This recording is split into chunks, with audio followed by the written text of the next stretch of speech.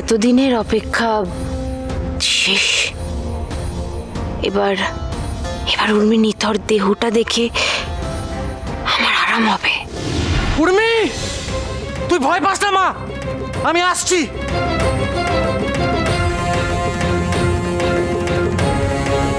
না, আর এক মুহূর্ত এখানে থাকা ঠিক হবে না।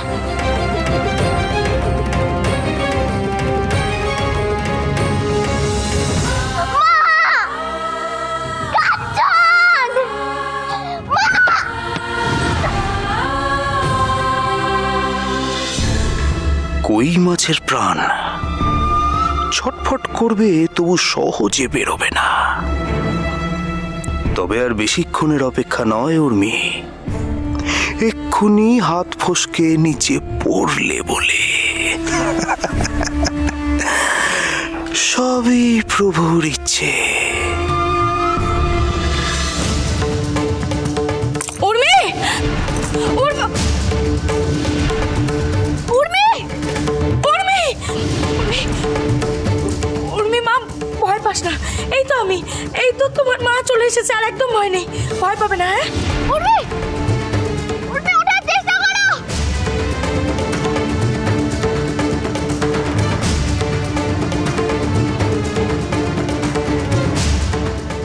উর্মি তোমার হাত ধরো,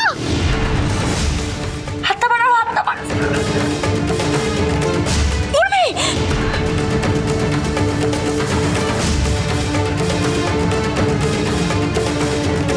উর্মি হাতটা ধরো, উর্মি হাতটা শক্ত করে ধরো।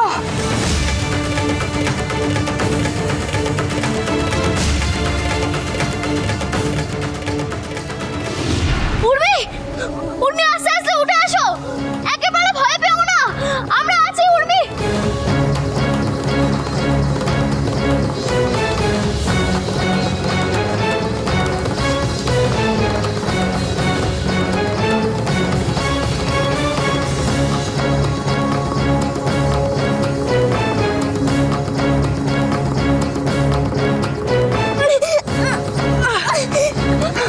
পারছি না। পারবে পারবে, আস্তে। পারছি না।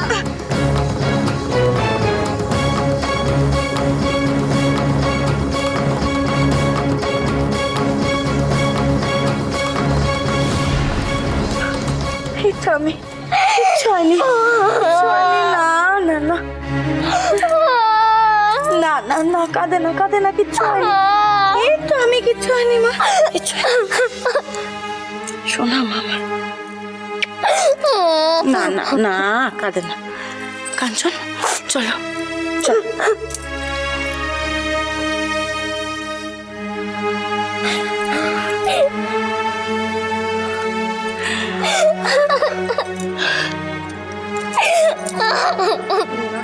কাঁদে না। উর্মি, উর্মি, উর্মি, উর্মি ঠিক আছে তো? উর্মি!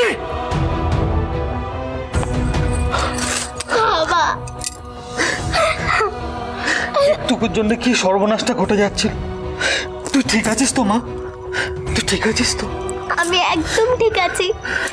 তুমি থাকতে, মা থাকতে, কেউ আবার কিচ্ছু করতে পারবে না, কিচ্ছু না। কামিনী কোথায়? আশেপাশে কোথাও লুকিয়ে নেই তো? তাহলে তো মহাবিপদ। একে তো উর্মি প্রাণে বেঁচে গেছে, এরপর যদি কামিনীও ধরা পড়ে যায় তাহলে তাহলে তো আর দেখতে হবে না। কিন্তু উর্মি, তুমি একা একা হঠাৎ এত রাতে ছাদে এলেই বা কেন? আর পরিবার গেলে কি করে? আমাকে তো একজন দাসী বলল যে কাঞ্চন নাকি আমায় ডেকেছে।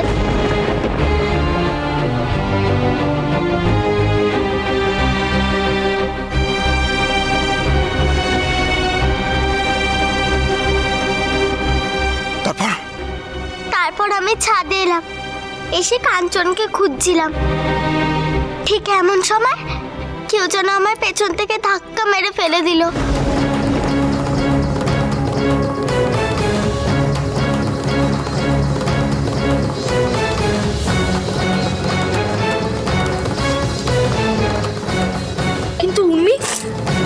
আমি তো তোমাকে ছাদে রাখিনি, আর এমনিতেও তো আমি নিচে ছিলাম, শুধু শুধু তোমাকে কেন ছাদে রাখবো?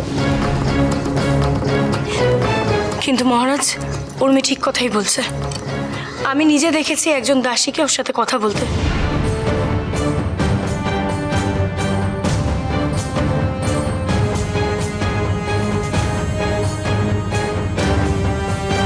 প্রহরী, এক্ষুনি সমস্ত দাসীকে রাজসভায় ডাকো।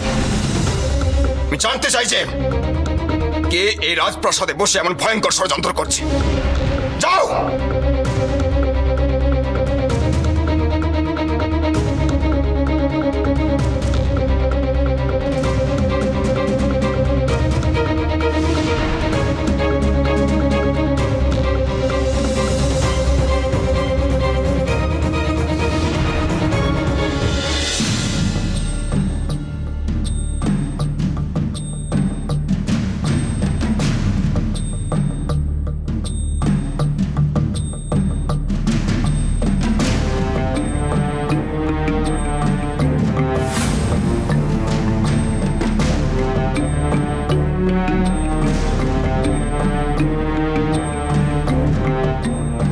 না, এদের মধ্যে কেউ না।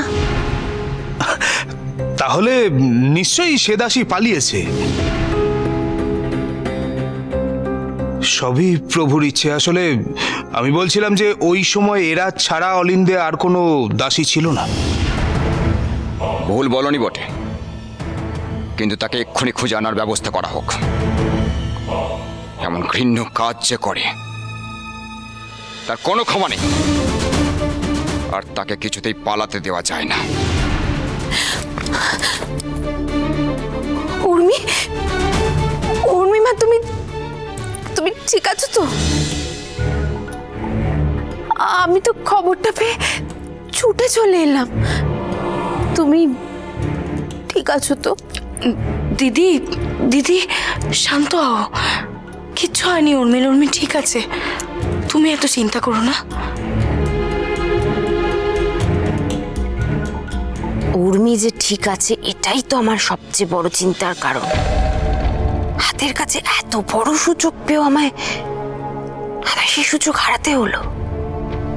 ছি, ছি, ছি, ছি, ছি, ছি। কি লজ্জার ব্যাপার।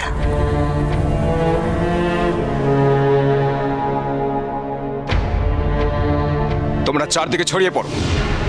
ওই দাসী নিশ্চয়ই এই প্রাসাদের কোথাও লুকিয়ে আছে।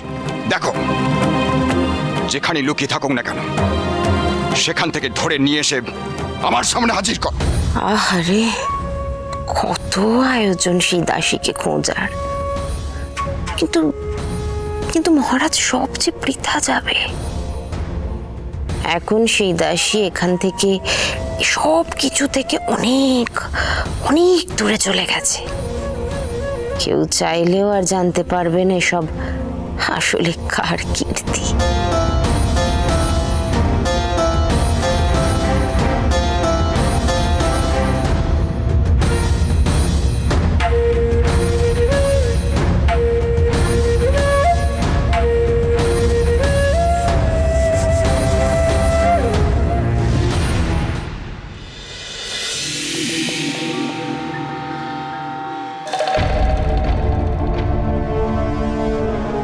আমি খুব বিপদে পড়েই শ্বেতনাগ রাজ্যে আসতে বাধ্য হয়েছি। তুমি আমায় সাহায্য করবে তো? তোমাকে আমার খুব দরকার। তুমি এক্ষুনি আমার সঙ্গে বিজয়নগর রাজ্যে চলো, এক্ষুনি।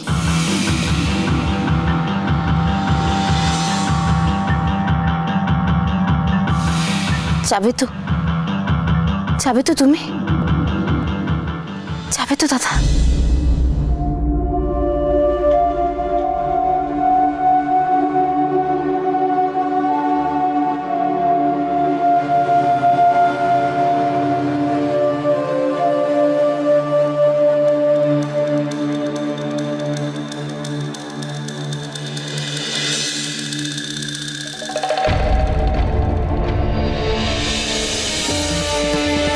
কাঞ্চন, কাঞ্চন,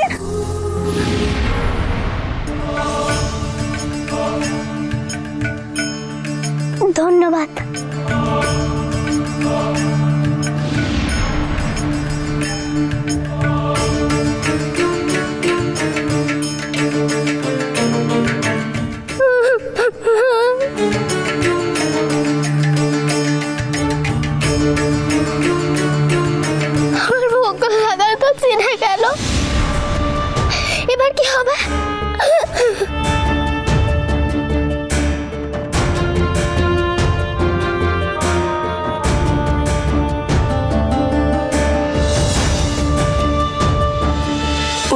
টাকাটা তোমার হাত থেকে কখনো খুলবে না, কোনোদিনও যেন ভুল করেও এটা খুলে না যায়। কি হবে এবার? ওগুলো তো তোমার কোনো কাজে লাগবে না, আর ওগুলো জোড়াও যাবে না। কি এমন আছে ওতে যে তুমি এত বিচলিত হচ্ছ? মায়ের দেওয়া মঙ্গল টাকা ছিল একটা, ছিঁড়ে গেছে। মা যদি জানে তাহলে খুব কষ্ট পাবে।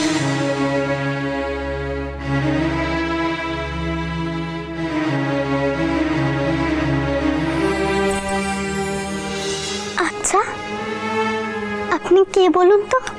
আমি বলতে পারো আমি তোমার বন্ধু।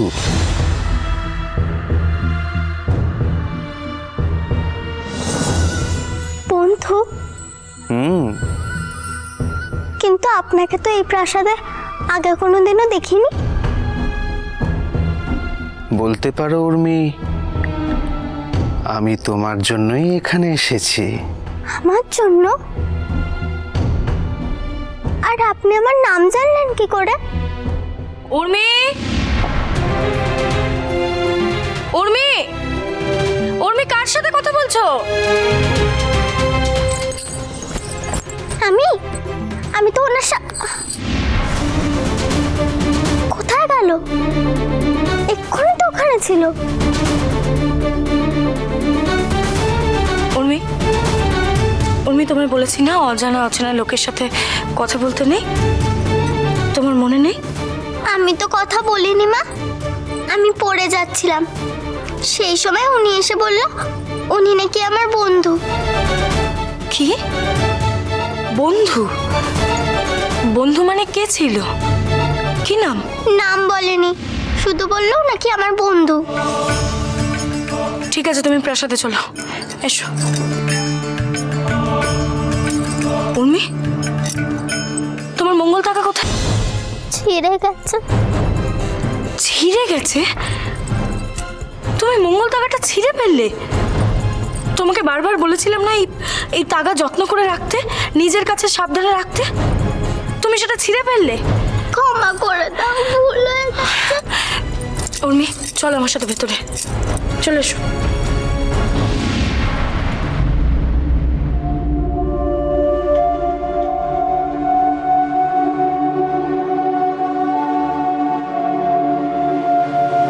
যতই তুই মেয়ের হাতে মঙ্গল তাগা বাদ পদ্মিনী, উর্মিকে তুই আমার হাত থেকে কিছুতেই বাঁচাতে পারবি না, কিছুতেই না।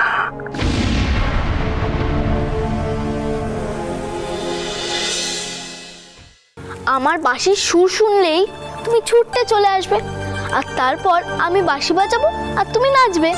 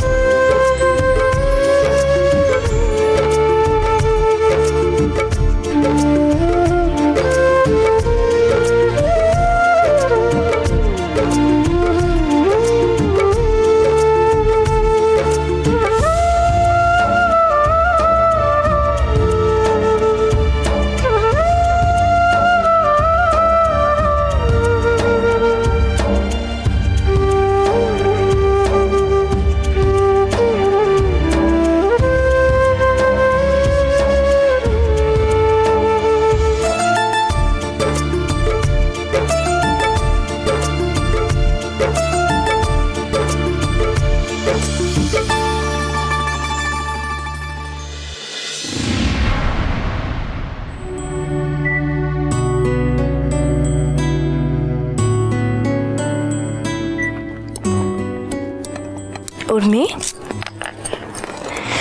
উর্মি, আমি না রানীমাদের সবাইয়ের সাথে মন্দিরে যাচ্ছি পুজো দিতে। আমার ফিরতে একটু দেরি হবে। তুমি দুষ্টুমি করবে না তো? না। শোনা আমি আমার, আর শোনো, আমি না ফেরা পর্যন্ত তুমি এই ঘর ছেড়ে কোথাও বেরোবে না, মনে থাকবে? ঠিক আছে, তুমি কোনো চিন্তা করো না। তুমি ফিরে না আসা অব্দি আমি এই ঘর ছেড়ে কোথাও যাব না, কথা দিলাম। আমি আছি সব সময় তোমায় সব বিপদ থেকে রক্ষা করার জন্যে।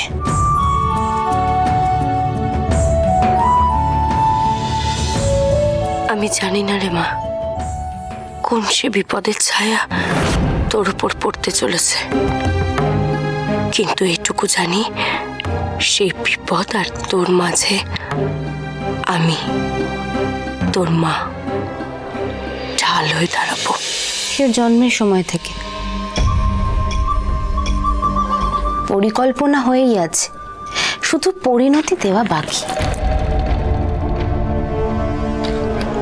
পদ্মিনী আমার বোন হওয়া সত্ত্বেও বারবার আমার জীবনে আমার পথের কাঁটা হয়ে দাঁড়িয়েছে।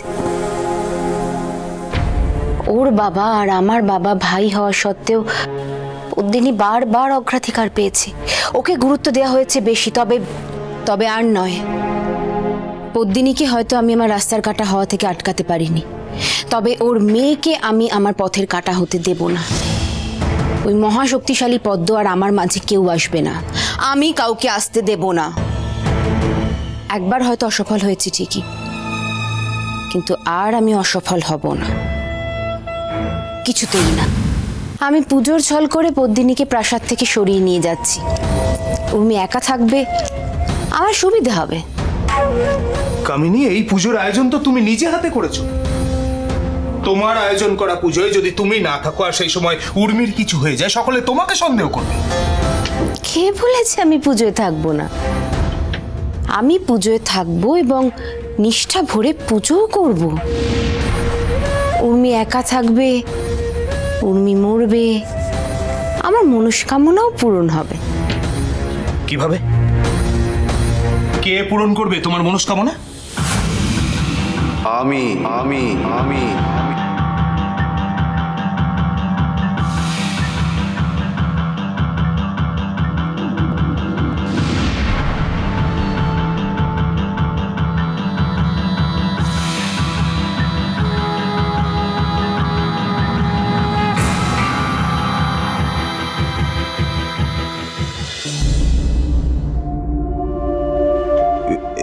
কি আপনি আপনি এখানে এখানে কেন? আমার বোন ডাকবে আর আমি আসবো না,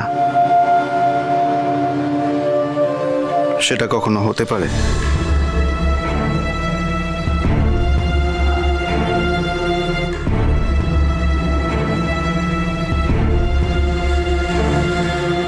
আপনি আপনি প্রাসাদে এসেছেন, আর কেউ জানে না তো? আমি কি বোকা নাকি যে দাদার আসার কথা সবাইকে জানিয়ে বেড়াবো? কেউ জানে না দাদার কথা, আর কেউ জানতেও পারবে না উর্মিকে কে মারল। আমার বোন যখন তার মেয়ের দীর্ঘায়ু কামনা করে ভগবানের কাছে প্রার্থনা করবে, তখন দাদা তার মেয়েকে চিরতরে সরিয়ে দেবে।